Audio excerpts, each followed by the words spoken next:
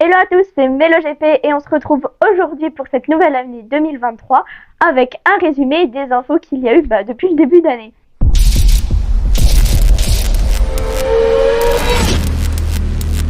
Commençons par un événement tragique qui est la mort de Ken Block ce 2 janvier 2023, qui était un pilote de rallye professionnel américain et qui faisait des magnifiques drifts.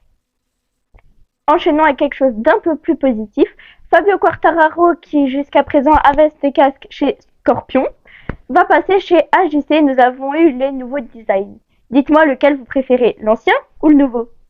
Continuons dans cette lancée, on va dire, avec une rumeur qui court que Jorge Martin pourrait bien finir chez Yamaha en 2024 aux côtés de Fabio Quartararo. Il n'a pas forcément digéré le fait qu'Enea Bastianini soit allé en équipe officielle aux côtés de Pecco Bagnaia et que lui reste donc chez Pramac en écurie privée. À voir en 2024 ce qui se passera, sachant que la saison 2023 n'a même pas commencé. Et parlons évidemment de Pecco Bagnaia, le champion du monde actuel, qui a un peu pris la grosse tête.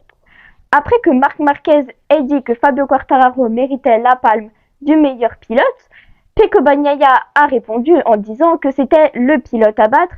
Certes, il était sur une Ducati et il y avait beaucoup de Ducati sur le plateau, mais il les dépassait largement depuis 2 ans. Et il a dit qu'Enea Bastianini, qui sera donc son coéquipier en 2023, va être aussi un bon pilote et que ça ne sert à rien de se battre en boxe, mais qu'il faudra se battre sur la piste et que ça va être des belles batailles.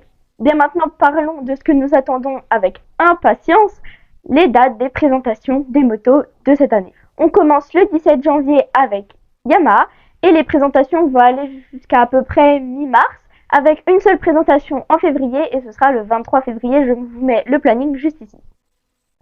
Et pour terminer, parlons des dates des essais qu'il y aura avant la reprise.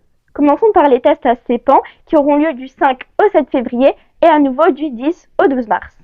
Et pour finir, il y aura des essais privés à Jerez pour les Moto 2 et Moto 3 du 9 au 15 mars.